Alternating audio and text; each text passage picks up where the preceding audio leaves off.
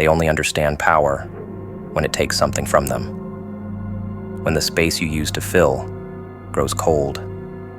When the door you used to hold open swings shut. When your energy, once constant and reliable, becomes scarce. Then suddenly, they're silent. Suddenly, they respect what they once dismissed, because now it's costing them. And that's how you know their respect was never real. It was a placeholder for control. When you were theirs to mock, they were bold. But the second you became scarce, they folded. They tried to dress it up as growth. But the truth is, they didn't change. The consequences did. They'll act confused when you leave. Play dumb. Say they didn't know. But what they really mean is they didn't think you'd actually do it. They didn't believe in the storm they teased. They poked it, laughed at it, danced in the wind it created, thinking they were invincible. But now they feel the full force. Now the winds aren't playful. Now the fire they once called dramatic is burning the bridge they thought would always be there. And they're choking on the smoke of their own disbelief. You don't owe them a warning. Power doesn't come with a preface. It arrives, unapologetic, undeniable.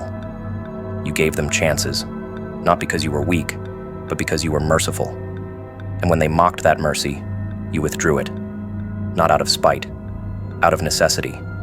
Because power, real power, knows when to disengage, when to retreat, and let the fools feel what absence truly means.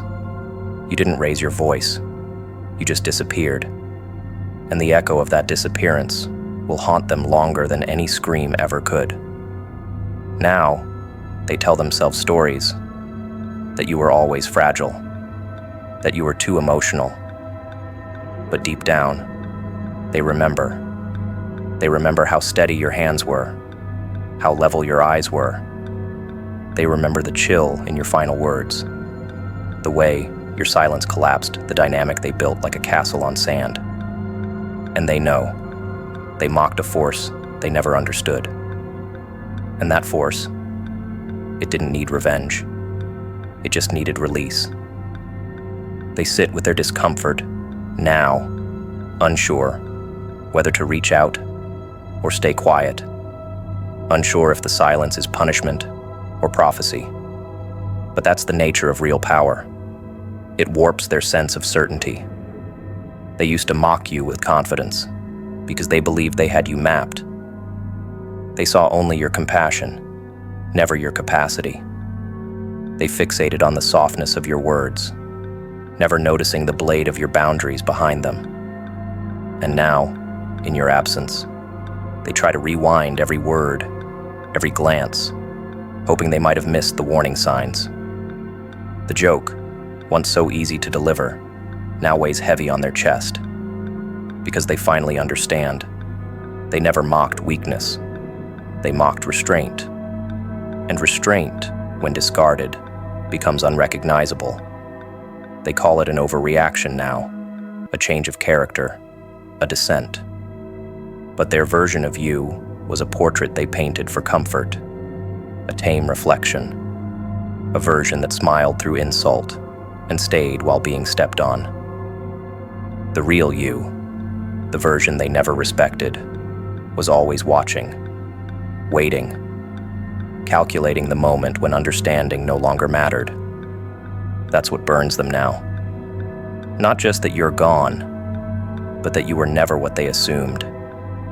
And because they mocked what they didn't believe in, they lost something their pride told them was permanent. But power doesn't wait for understanding. It doesn't argue its presence. It simply shifts. And that shift is what now haunts them more than any confrontation ever could. You were the balance they never appreciated, the quiet force holding their chaos together. But they mistook your grounding for weakness. They mocked your consistency, your clarity, your refusal to play by the emotional volatility they relied on. Because in their world, the loudest voice wins, And your silence, your poise, your unwavering sense of self, it threatened everything. So they belittled it, joked about it, called you cold, until they experienced the void left behind. And in that void, they saw the outline of your power, not explosive, but echoing, not dramatic, but definitive. That's when belief settled in, not when you spoke it, but when they could no longer deny its shape in your absence. Now, every time they try to rebuild, they carry the burn. They approach new people with caution, with hesitation, with a phantom fear of crossing another invisible line. Not because they've matured, but because your boundary seared something into them. Something that no explanation could have delivered. They no longer mock subtlety. They no longer dismiss soft strength. Because the lesson you gave wasn't verbal, it was existential. A shift in the foundation of how they measure power. You didn't fight them. You evolved without them. And that's what they now respect. Not the noise of your exit, but the fact that they were never invited back. And now they live with the proof that power mocked is power lost. They flirted with destruction like it was a game, never realizing they were tossing sparks into a volcano. You warned them, not with words, but with the weight of your stillness, the way you blinked slower, the way you grew quieter, not because you were weak, but because you were gathering heat. They took your silence as surrender, your patience as passivity. They mistook the calm before your rise as the death of your spirit. But people always make the same mistake when they toy with those who've seen the dark. They assume the fire in your bones is decorative. They don't realize it was forged in suffering. So they play their games. Poke, prod, provoke, thinking they'll walk away unscathed. But the flame you carried wasn't ornamental. It was divine. It wasn't just meant to warm. It was meant to incinerate anything false. And false, they were. Wrapped in plastic empathy, drenched in synthetic charm. They thought your vulnerability was flammable. That if they got close enough, they could manipulate it, tame it, own it. They didn't know your vulnerability wasn't kindling. It was kerosene. You let them draw close, not because you didn't see the deception, but because you wanted them to lean into their illusion. You wanted them to mistake access for ownership. That's the brilliance of your fire. It waits. It lets them build their false sense of control, brick by fragile brick. And just when they think they've got you contained, when they dance too close, laughing like gods, you exhale, not in rage, in truth. And that truth catches every lie they told in your presence and sets it ablaze. They never expected the burn to come from dignity, from detachment. They were prepared for drama, for destruction dressed as chaos. They weren't prepared for you to rise, silent and composed, like a flame that chose precision over spectacle. You didn't explode. You ignited, and they felt it, not in a single moment, but in waves, slow, relentless, unrelenting. Because the fire you gave them wasn't for punishment. It was revelation. It exposed what they were. It stripped away the theatrics, the false humility, the excuses, the pretty lies. Fire is the great equalizer. And when it touched them, it didn't just burn, it revealed. It showed them what they look like without your protection. And what they saw was monstrous. You never wanted revenge. You wanted release. But they mistook your healing for hesitation. They assumed that because you hadn't retaliated, you hadn't noticed. They thought the silence meant confusion, that you were stuck in doubt, unsure, hesitant. But the silence was where the fire was born. While they rehearsed new performances, you were building your furnace. They kept feeding you insults dressed as jokes, manipulation, camouflaged as love, and then wondered why it all turned to ash. They don't realize how many versions of yourself you buried before they ever saw your smoke. How many flames you had to swallow to avoid burning the whole place down. But eventually, you stopped protecting them from the consequence. Their burn came quietly, not with a slap, but with your absence.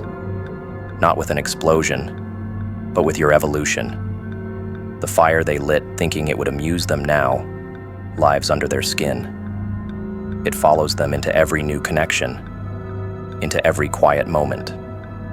They feel it in the silence you left behind, how it hums like heat, still radiating from a place they can't re-enter.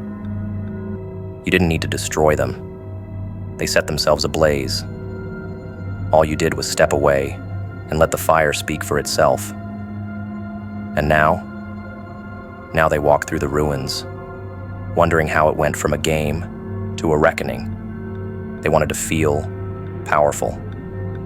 Instead, they learned what it feels like to be powerless in the face of truth. Your fire wasn't fueled by anger. It was fueled by knowing. You knew what they were long before they revealed it. And still, you let them act. You let them believe the stage was theirs. Because fire doesn't need applause. It just needs fuel. And they gave you enough lies, betrayals, and condescension to last a lifetime.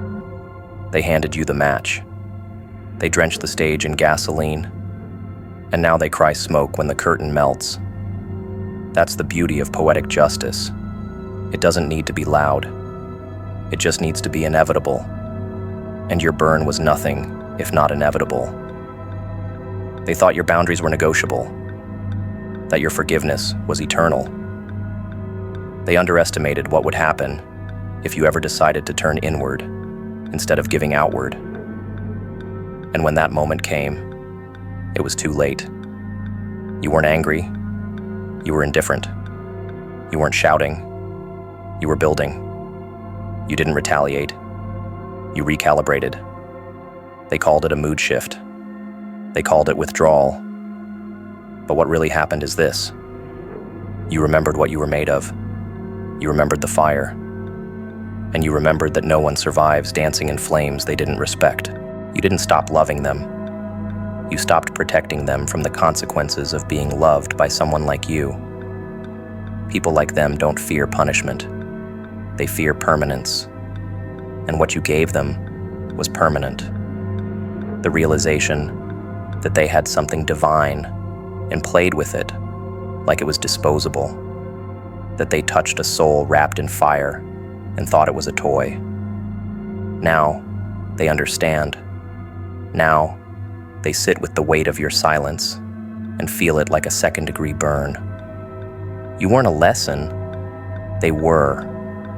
You were the test they failed, the opportunity they mocked, the fire they underestimated. And now every time they reach for something real, they'll remember the scorch of what they once held and carelessly dropped. So let them blame the fire.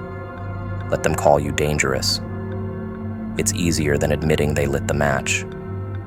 It's easier than facing the truth that your fire wasn't the problem. It was the mirror.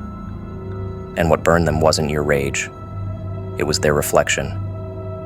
You gave them warmth, and they demanded control. You gave them truth, and they called it aggression. You gave them every chance to step back from the heat. But they wanted more. More access, more power, more of you, without responsibility. So you did what fire always does when it's pushed too far. You transformed. You consumed. And now they live with the echo of that ignition, long after the smoke is cleared. Some people only respect boundaries after they're burned by crossing them. They never took your boundaries seriously because they thought they were flexible. They treated your lines like suggestions. fluid, negotiable, conditional. Not because you were unclear, but because they mistook your grace for softness, your patience for pliability. You told them where the edge was, not with screaming threats or grand ultimatums, but with calm conviction. And still they pressed. Still, they leaned in. Still they touched what they were told to leave untouched. That's the flaw in those who crave control. They don't see boundaries as expressions of strength. They see them as walls to be breached, challenges, invitations to test just how much you'll tolerate before the ground shakes. And when it finally does, when your silence turns into distance, your kindness into steel, they call you cold. But what really happened is they reached past the line and finally felt the heat you'd been holding back. People like them only understand through consequence. They don't hear no until it echoes in the space where your presence used to live. They need the burn. They need the scar. They need the lesson carved into them, not spoken, because they don't learn from love. They exploit it. They don't value softness. They stretch it thin. You gave them chances they didn't deserve.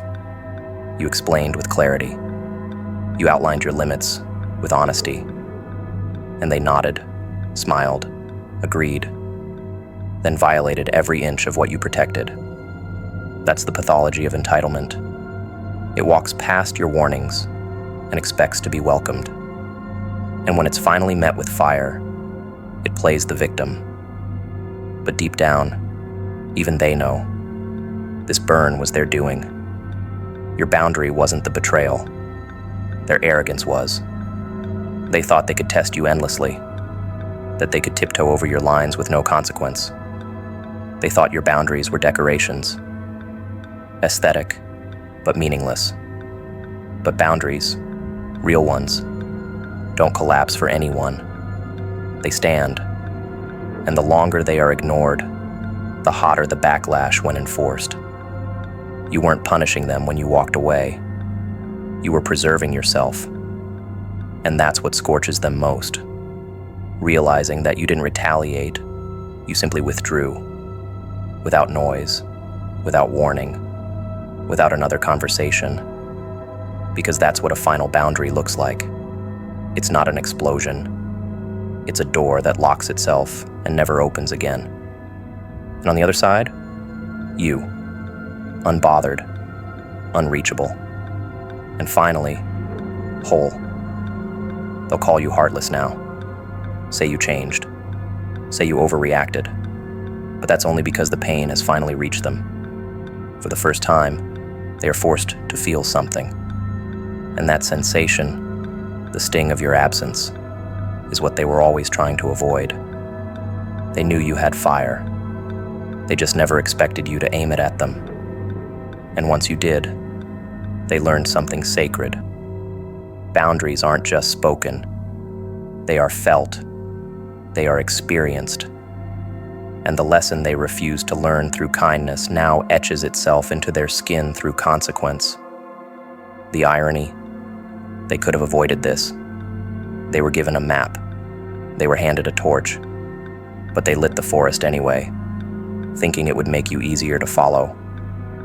You see, boundary breakers don't respond to language. They respond to silence, to distance, to finality. They need to feel that the game is over, not paused, not delayed. Over. You gave them clarity. You gave them chances. You gave them room. But they took that room and built a throne for their ego. They treated your peace like a playground, thinking you'd clean up after the damage.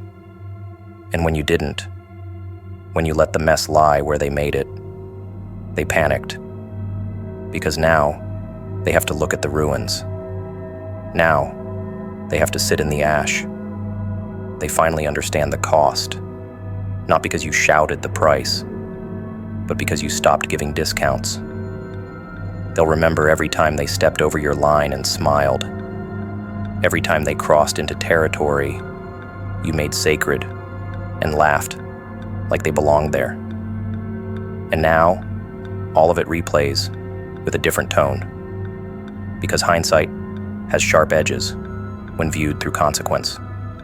Now they'll analyze your tone. Now they'll recall your warnings. Now they'll ask themselves how they didn't see this coming. But they did. They just believed you wouldn't follow through. They underestimated the burn. Because you made the mistake once. You gave them grace after the first violation, and maybe even the second. But once you stopped responding, once the fire touched them instead of you, they started listening. That's the tragedy of boundary crossers.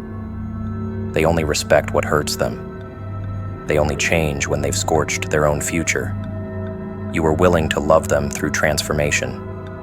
You were willing to teach them gently. But their pride needed to feel the flame. And now, they've felt it. And now, it's permanent.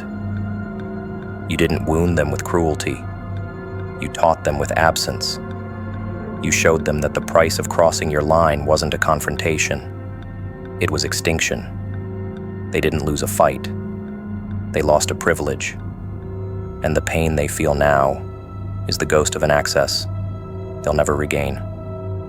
And you rise from the edge of your own fire, not hardened, not bitter, just sure of what you'll never allow again, sure of how sacred your space is, sure that the people who deserve to stand close to your flame are the ones who know not to test it. You don't need applause. You don't need to be understood. Your peace is the validation. Your quiet is the justice. And their regret, that's between them and the boundary they thought was negotiable. You are no longer responsible for the burn. You were only ever responsible for protecting the flame.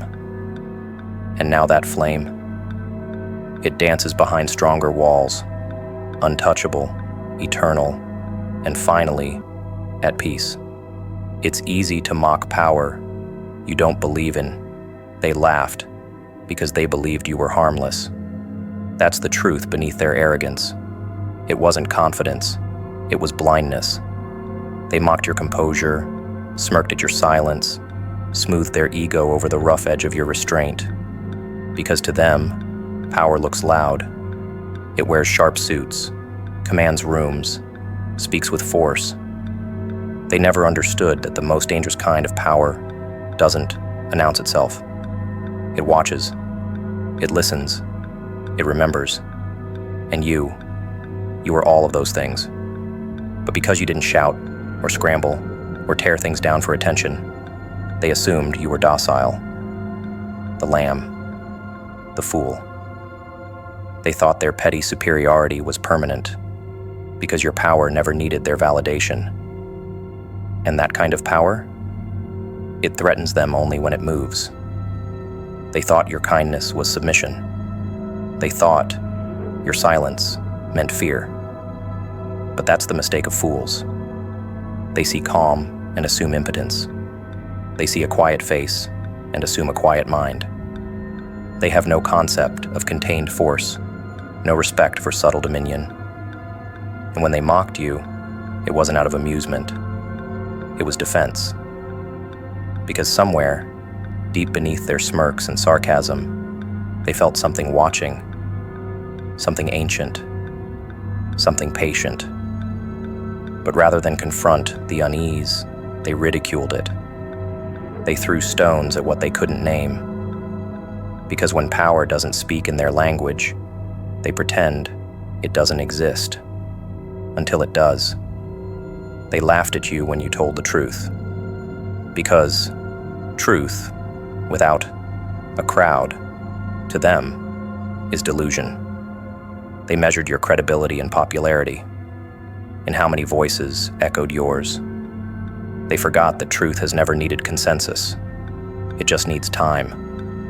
And while they turned your clarity into a punchline, you were shaping something far greater than understanding. You were sharpening edges they couldn't see, preparing exits they never imagined. And the moment you moved, when the shift came, quiet but final, their laughter caught in their throat, because the thing they mocked had grown teeth. And worse, it remembered every word. It's easy to mock what you don't believe can harm you. That's why they taunted prophets, why they ridiculed revolutionaries, why they dismissed anyone who didn't beg for recognition. You weren't asking for their belief. You were letting them talk themselves into comfort. That was the trap. You let them believe you were weak. You let them mistake stillness for surrender. Because you knew true power doesn't need to warn. It doesn't need to flex. It just waits. And when it moves, it doesn't do so to convince. It moves to end.